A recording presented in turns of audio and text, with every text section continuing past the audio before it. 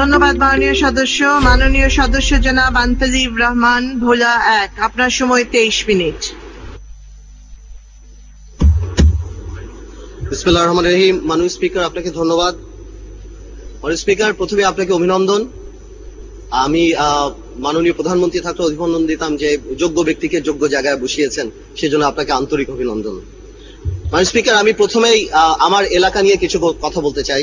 মাননীয় স্পিকার, এখানে যারা নদী ভাঙনের পাশে, নদীর পাড়ে যাদের এলাকা, তারা সবাই জানে যে, ওনারা সবাই জানেন যে নদী ভাঙনে মানুষের রক্তক্ষরণ হয়। মাননীয় স্পিকার, আজ থেকে 12 দিন আগে আমি ছিলাম আমার এলাকাতে। মাননীয় স্পিকার, আমার মনে হচ্ছে মানে এমন আফগানিস্তানের যুদ্ধে যেমন হয়, পানি উঠে যে রাস্তাঘাট কোনো কিছু নাই। মাননীয় স্পিকার, মাননীয় স্পিকার, আমরা আগেও বলেছি, সরকারকে ধন্যবাদও জানিয়েছি, আগেও জানিয়েছি, 103 কোটি টাকা বরাদ্দ হয়েছে। কিন্তু মাননীয় স্পিকার, আমি আসলে ব্যক্তিগত আক্রমণ করতে চাই না মাননীয় স্পিকার, কিন্তু আনফরচুনেটলি আমার ভোলাতে না ন্যাশনাল ফিগার যদি কেউ থেকে থাকে, তাহলে আমাদের বিরোধী দলের নেতা তোফায়েল আহমেদ সাহেবই আছেন। ন্যাশনাল ফিগার যদি কোথাও না থাকেন, তাহলে প্রবলেম হয় কি, অনেক অনেক অনেক ধরনের ডেভেলপমেন্ট কাজ হয়তো জাতির সামনে সেভাবে হয় না, কিন্তু রক্ষক যখন ভক্ষক হয়ে যায় মাননীয় স্পিকার, তখন কিন্তু এটাকে ঠেকানো অনেক মুশকিল হয়ে যায়। আমি আপনাকে রেফারেন্স দিয়ে বলবো, আমি আপনাকে যুগান্তর দেখিয়ে বলবো। এই যুগান্তরে এসেছে, মাননীয় স্পিকার, ভোলায় চলছে মেয়র মনিরের শাসন, টেন্ডারবাজি।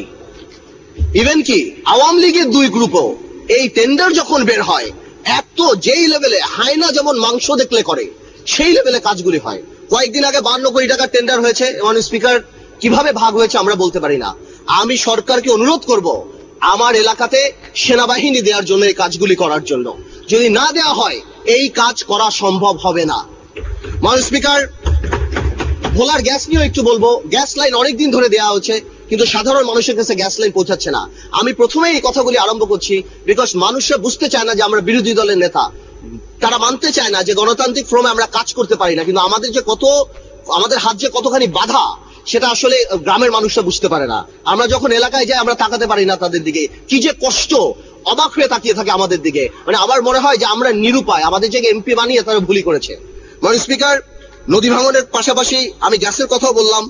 আরেকটা কথা বলবো, আমার ইলিশা থেকে লক্ষ্মীপুরের একটা যাতায়াতের ব্যবস্থা আছে, এখানে একটা ভালো ফেরি দেওয়ার জন্য। মাননীয় স্পিকার, এটা যদি না দেয়, তাহলে ভোলার যাতায়াতটা ভালো হবে না। আপনি জানেন, ইনফ্রাস্ট্রাকচার সবচেয়ে বড় জিনিস। যাতায়াত ব্যবস্থা যদি ভালো না থাকলে, ইনফ্রাস্ট্রাকচার কখনো ইমপ্রুভ হবে না।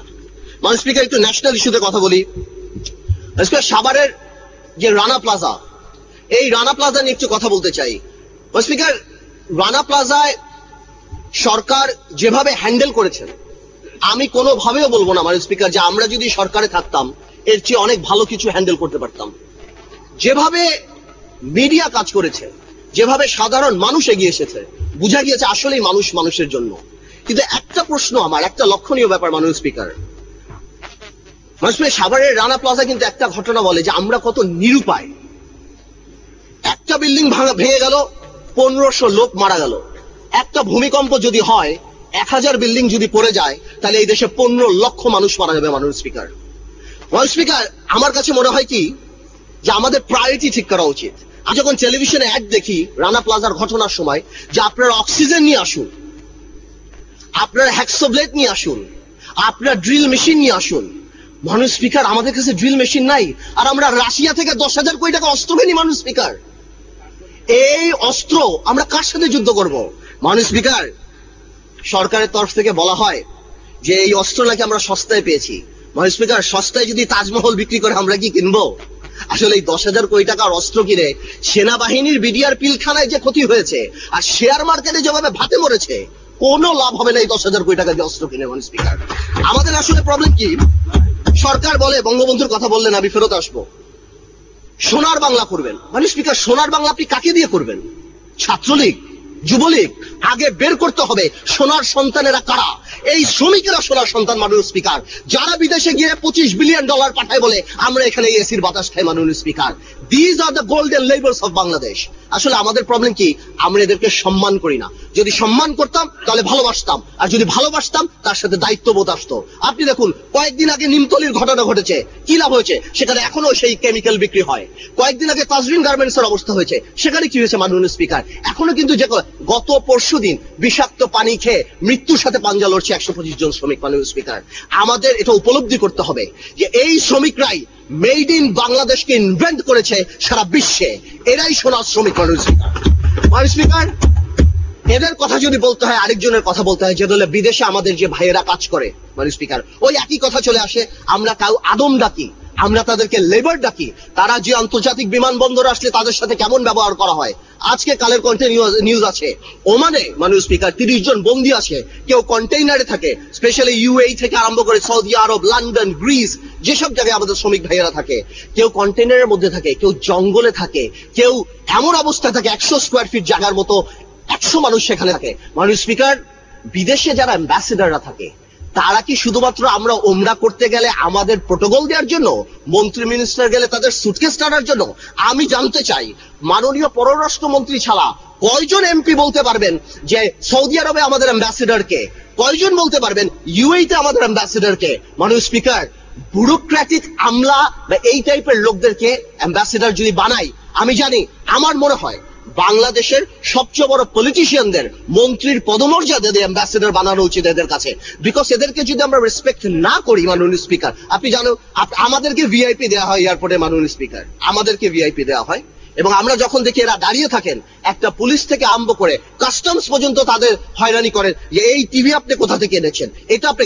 যদি কেউ পায়, বাংলাদেশে যদি আসল ভিআইপি কেউ হয়ে থাকে, তাহলে বিদেশে যে শ্রমিকরা কাজ করে তারা বাংলাদেশের আসল ভিআইপি। মাননীয় স্পিকার, মাননীয় স্পিকার, আমাদের আর কত কিছু লাগবে? আপনারা আমাদেরকে ন্যামে বাড়ি দিয়েছেন। মাননীয় স্পিকার, এই সংসদ আমাদেরকে একটা গাড়ি দিয়েছে না, তাতে হবে না। সরকার দলের এমপিদের ব্যাংকের পারমিশন লাগবে, ডিপসি ফিশিং ট্রলার লাগবে, ইউনিভার্সিটি লাগবে, আইজিডব্লিউ লাগবে, আইসিএস লাগবে। বঙ্গবন্ধু বঙ্গবন্ধু বলে, বঙ্গবন্ধু কতদিন ভোগের রাজনীতি করেছে? বঙ্গবন্ধু তো ত্যাগেরই রাজনীতি করেছেন। তো আজকে আপনারা কেন এই ভোগের রাজনীতি করছেন? মাননীয় স্পিকার,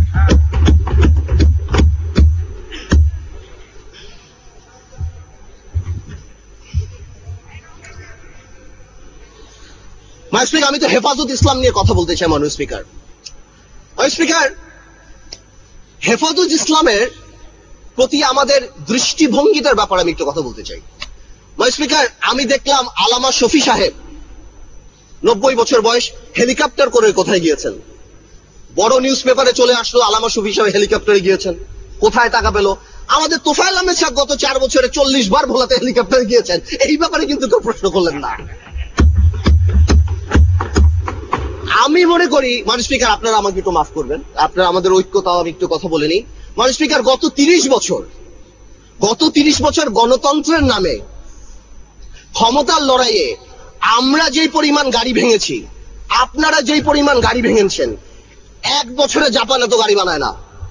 যত সরকারি সম্পত্তি আমরা আপনারা নষ্ট করেছি, ওই দিয়ে 2টা পদ্মা ব্রিজ বানানো যেত।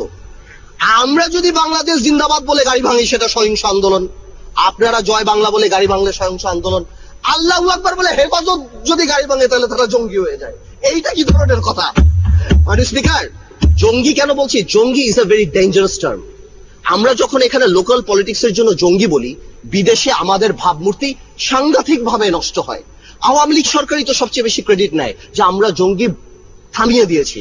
আওয়ামী লীগ সরকারই যদি সবচেয়ে বেশি জঙ্গি বেড়ে যায়, তাহলে আওয়ামী লীগের রেপুটেশন প্রবলেম।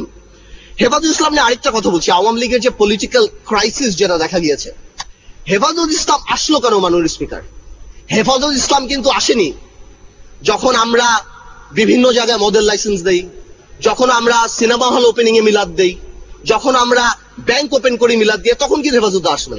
হেফাজত ইসলাম এসেছে যখন সর্বকালের সর্বশ্রেষ্ঠ মানব নবী করিম সাল্লাল্লাহু আলাইহি ওয়াসাল্লাম, সকল মুসলমানের হৃদয়ের স্পন্দন, তাকে নিয়ে কটাক্ষ করা হয়েছে। কোথায় হয়েছে? গণজাগরণ মঞ্চে। আমি পার্টিকুলার বলছি, কিছু অ্যান্টি ইসলাম ব্লগার, নাস্তিক হতেই পারে, এটা যার গণতান্ত্রিক ব্যাপার, কিন্তু অ্যান্টি ইসলাম কিছু ব্লগার সেই সময়টা বিচার করলেই তো পারত। সেই সময় বিচার করেনি কেন? সেই সময় বিচার না করে কি নাম দেওয়া হয়েছে? এরা জঙ্গি, এরা হেফাজতে জামাত, এদের সাথে কথা বলা যাবে না। তো জঙ্গি হলে এদের সাথে মিটিং হচ্ছে কেন? জঙ্গি যদি হয়, এরা মাননীয় প্রধানমন্ত্রীর সাথে মিটিং করছেন কেন? জঙ্গি যদি হয় এখানে মন্ত্রীরা যে আলাপ হিসাবের সাথে দেখা করছেন কেন?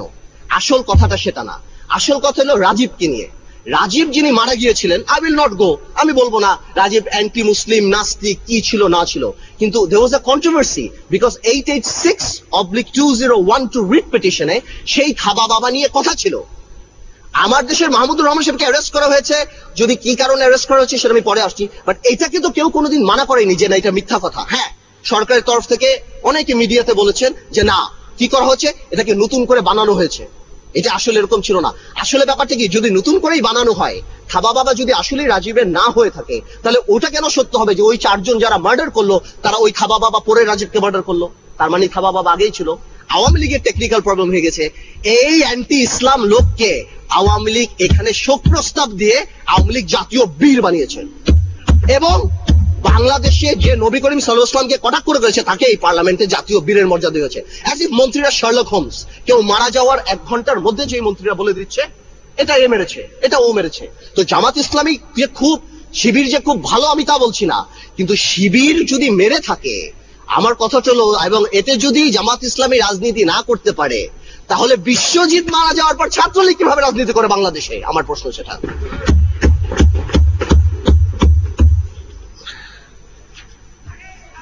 মাননীয় স্পিকার, তো যা বললাম, তো হেফাজত ইসলাম নিয়ে যে কথা বলা হয়, হেফাজত ইসলামকে তারপর যখন হেফাজতের অস্তিত্বকে সহ্য করা হলো, তখন শেষমেশ কি করা হলো? বলা হলো একদিকে বলা হলো হেফাজতের সাথে নেগোসিয়েশন হবে, আরেকদিকে প্রপাগান্ডা, হেফাজত নাকি নারীদেরকে ভিতরে ঢুকিয়ে নিয়ে যাবে, একদম ঘরে ঢুকিয়ে দিবে। এবং সেকেন্ড কথাটা হলো হেফাজত স্বাধীনতার চেতনার বিরোধী। মানে স্পিকার, হেফাজতের অনেক ধারা আছে যেখানে বলা হয় বাইতুল মুকাররমে মসজিদে নামাজ পড়তে হবে, এটার সাথে স্বাধীনতার কি সম্পর্ক? আলেম ওলামাদের ছেড়ে দিতে হবে, এটার সাথে স্বাধীনতার কি সম্পর্ক? মাননীয় প্রধানমন্ত্রী নিজেই তো প্রেস কনফারেন্স করে বলেছেন, which was very right, যে জামাত মানি, রাজাকার মানি, দাড়িয়া টুপি না। তো সেটা যদি হেফাজত বলে থাকে, সেটার সাথে কি সম্পর্ক? আমার কথা, যে মুসলমান যদি কোনোভাবেও নারীকে আন্ডারমাইন করার চেষ্টা করে, সেটা ইসলামী বিশ্বাস করে না, কারণ ইসলামী একমাত্র ধর্ম যে নারীদেরকে সবচেয়ে বেশি সম্মান দিয়েছে। মাননীয় স্পিকার, সরকারের দুর্নীতি নিয়ে একটা কথা বলি। শেয়ার মার্কেট নিয়ে কথা বলে, আসলে শেয়ার মার্কেট নিয়ে কথা বলে, আগেও কথা বলেছি, এখনো বলছি, আমাদের অর্থমন্ত্রী সাহেব যদি থাকতেন তিনিও বলতেন, তিনি নিজেই বলে দিয়েছেন শেয়ার মার্কেট মাফিয়াদের হাতে। ইব্রাহিম খালেদ সাহেবের রিপোর্ট এসেছে, সালমান রহমান সহ যাদের নাম এসেছে, আমার দুঃখ একটা বার তাদেরকে ধরা হলো না, একটা বার জিজ্ঞেস করা হলো না। তারা যদি বেকসুর হয় তাদেরকে খালাস করে দেন, কিন্তু যেভাবে মিডল ক্লাস ফ্যামিলি ধ্বংস করা হয়েছে শেয়ার মার্কেট দিয়ে, মাননীয় স্পিকার, এই বাংলাদেশের মানুষ কোনোদিনও ক্ষমা করবে না। মাননীয় স্পিকার, পাওয়ার সেক্টরে একটা কথা বলি। মাননীয় স্পিকার, পাওয়ার সেক্টরে আগে বলেছিলাম সামিট গ্রুপের কথা, বিদ্যুৎ খাতের শাহেনশাহ আজিজ খান, শাহেনশাহ বাদ দিলাম, এখন আসছে মাননীয় স্পিকার বিদ্যুৎ খাতের বাদশাহ। মাননীয় স্পিকার, এই বাদশাহ কেউ না, আপনারা যদি শুনতেন শুধুমাত্র পদ্মা সেতুতে আবুল হোসেনের নাম, আবুল হোসেন সাহেব is the biggest player in power sector. মাননীয় স্পিকার, আমি আপনাকে বলছি, 2009 সালে, আপনি শুনে মাননীয় স্পিকার, 2009 সালে সিলেটে 150 megawatt, he was the single bidder, একাই, আর কেউ করতে পারবে না। 2010 সালে সিরাজগঞ্জ 150 মেগাওয়াট, সিএমসি একাই করবে, আর কাউকে করতে দিবে না। 2012 সালে 300 মেগাওয়াট, ঘোড়াশাল একাই করবে, নিজে বসে অন্য সবাইকে ডিসকোয়ালিফাই করবে। ফাইনালি 335 সিদ্ধিরগঞ্জ। এটা শুনলে তো অবাক হবেন মাননীয় স্পিকার, ওয়ার্ল্ড ব্যাংক টাকা দিবে না, সরকার 194 মিলিয়ন পাম্পিং করছে শুধুমাত্র আবুল হোসেন সাহেব যাতে বড় লোক হয়। আর ইনি নাকি আবুল হোসেন সাহেব নাকি বাংলাদেশের সবচেয়ে অনেস্ট ম্যান। মাননীয় স্পিকার, আসেন মাননীয় স্পিকার, আপনি কিন্তু ব্যাংকিং সেক্টরের কথা বলি। ব্যাংকিং সেক্টরে তো না স্পিকার, পদ্মা ব্রিজ যদি কোনোদিন হয় মাননীয় স্পিকার, আমি মনে করি আওয়ামী লীগ সরকারের আবুল হোসেন সাহেবের নামেই পদ্মা ব্রিজটা দিয়ে দেওয়া উচিত, যাতে সারা জীবনে এই জিনিসটা থাকে। আমি তো ব্যাংকিং সেক্টরে মাননীয় স্পিকার আপনার সাথে কথা বলি। আমাদের অর্থমন্ত্রী সাহেব ব্যাংকিং সেক্টরকে, বাংলাদেশ ব্যাংক ডিভিশনকে মন্ত্রণালয়ের মধ্যে এনে মানে ধ্বংস করে দিয়েছে, ব্যাড লোন যাকে বলে। আমি মাননীয় অর্থমন্ত্রী সাহেব যে বলেছিলেন যে হলমার্ক কোনো ব্যাপার না, actually he was right, hallmark আসলে কোনো ব্যাপার না, বিকজ এরকম আরো ঘটনা আছে। নতুন একটা নাম দিচ্ছি মাননীয় স্পিকার, বেসিক ব্যাংক, আমার কথা না, নিউ এজ পত্রিকায় আছে, এই যে এসিসি বেসিক ব্যাংক 6000 কোটি টাকা লোপাট, চেয়ারম্যানের নাম শেখ বাচ্চু। না না, এটা অরিজিনাল শেখ না, এটা ডিজিটাল, নতুন আসছে মাননীয় স্পিকার। আওয়ামী লীগ ক্ষমতা আসার পর আসছে 3,500 কোটি টাকা নিজের ভাইয়ের নামে 720 কোটি টাকা নিয়ে গিয়েছেন। আমার সময় কম, নাহলে আমি আপনাকে কোম্পানির সব নাম বলতাম। এসিসি বলেছেন ইনভেস্টিগেশন হয়েছেন, but for some reason truth never came out. Speaker 3,500 কোটি টাকা। আমি মিডিয়ার মাধ্যমে, আমি মিডিয়াকে অনুরোধ করব, আপনি ইনভেস্টিগেশন করেন, হলমার্ক ধরা হবে, আর এই বেসিক ব্যাংক ধরা হবে না, তা হয় না মাননীয় স্পিকার। মাননীয় speaker, VoIP very interesting. VoIP নিয়ে প্রায় বলা হয় মাননীয় স্পিকার, এখানে যে ভিওআইপি করে শত শত কোটি টাকা। আমি আপনাকে বলছি কিভাবে যায়। 29টা আইজিডব্লিউ লাইসেন্স দেওয়া হয়েছে মাননীয় speaker. Call rate is 3 cents, that means 2 টাকা 70 পয়সা, এবং প্রতি বছর দিতে হয় 8 কোটি টাকা আপনার বিটিআরসি কে। এই যে 3 সেন্টস মাননীয় স্পিকার, এর মধ্যে থেকে বিটিআরসি অর্ধেক নিয়ে যায়। যারা লাইসেন্স নিয়েছে তাতে বেশি হলে 30 পয়সা থাকে, কিন্তু 2টা কোম্পানির জন্য কেউ কাজ করতে পারছেন না। একটা হলো রাতুল, আমাদের মন্ত্রী নারুক সাহেবের মেয়ে চালান, আর একটা হলো টুকু সাহেবের, যেটার নাম হলো ভিশন। এরা সরকারকে কোনো টাকা পয়সা দেয় না মাননীয় স্পিকার। আমার কথা না, বিদেশি কলে প্রতিদিন চুরি 17 কোটি টাকা। আমি আমার নারুক সাহেবকে, আমার মন্ত্রী সাহেবকে বলতে চাই, আপনাকে সাভারে যখন আমি দেখেছিলাম যে আপনার রানা প্লাজার পাশে 3 দিন বসে আছেন, 3 দিন বসে না থেকে 3 দিনের কামাই যদি রাবা খাজারে দিয়ে দিতেন, তাহলে আলহামদুলিল্লাহ তাদের সব ঝামেলা ছুটে যেত মাননীয় স্পিকার।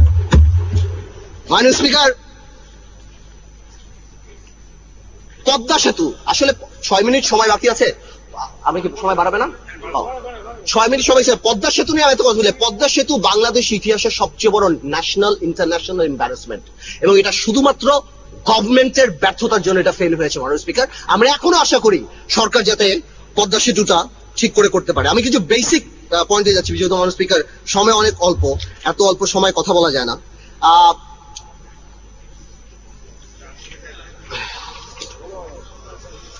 স্পিকার, আমি আমার দেশের কথা নিয়ে একটা কথা বলতে চাই। আমার দেশ নাকি উস্কানি দিয়েছে, আমার দেশ, আমি আবার ঠিক করে বলি, আমার দেশ নাকি উস্কানি দিয়েছে রাজীবের থাবা বাবা ছাপিয়ে। তো আমি একটা জিনিস জানতে চাই, আমাদের মন্ত্রী সাহেব সুরঞ্জন সেনগুপ্ত সাহেব যখন বলল সুবহানাল্লাহ সুবহানাল্লাহ বলে এরা ভেঙে যাবে, তখন কেমন লাগে?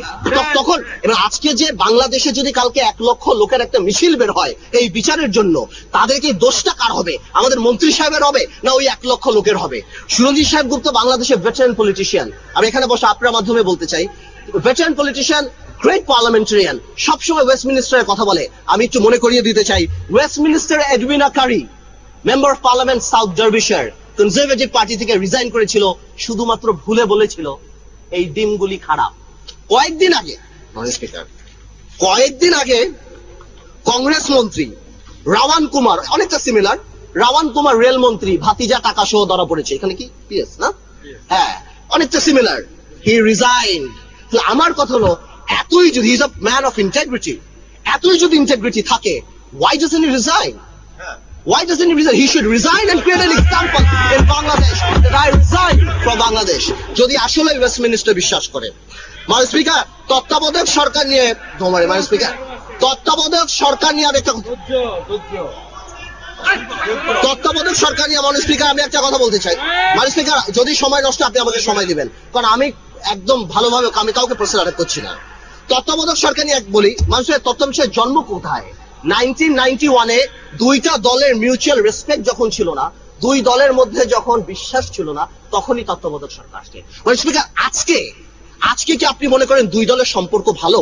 মানে স্পিকার, আমরা জেল খেটেছি শুধুমাত্র শেয়ার মার্কেটের বিরুদ্ধে বক্তৃতা দিয়ে। আমরা জেল খেটেছি, আমাদের বিরোধী দলের চিফ হুইপকে মারা হয়েছে মাননীয় স্পিকার।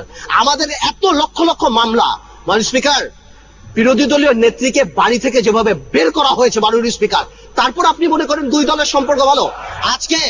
আজকে তারেক রহমান সাহেবকে নিয়ে মাননীয় স্পিকার বলা হয়। মাননীয় স্পিকার, আমি একটা কথা শুধু বলতে চাই, তারেক রহমান সাহেব বাংলাদেশের রাজনীতি করবে মাননীয় স্পিকার, এটাই খুব একটা স্বাভাবিক ব্যাপার মাননীয় স্পিকার। বাট আমার কথা হলো তারেক রহমান সাহেব তো 4 বছর কোনো কথা বলেননি, এই একটা কথা বলেছে এত গাত্রদাহ হয়ে যাচ্ছে আওয়ামী লীগের। তো যাদের গাত্রদাহ হচ্ছে তাদের উদ্দেশ্যে বলতে চাই মাননীয় speaker, it is the reality যে তারেক রহমান ফেরত আসবে, and you'll see more of Tarique Rahman. এবং তারেক রহমান কি রাজনীতি করার অধিকার রাখে কি রাখে না এটা জনগণ ঠিক করবে। যেদিন বাংলাদেশে তারেক রহমান নামবে সেদিনে দেখা যাবে যে বাংলাদেশে কি হয় না হয়। মাননীয় স্পিকার,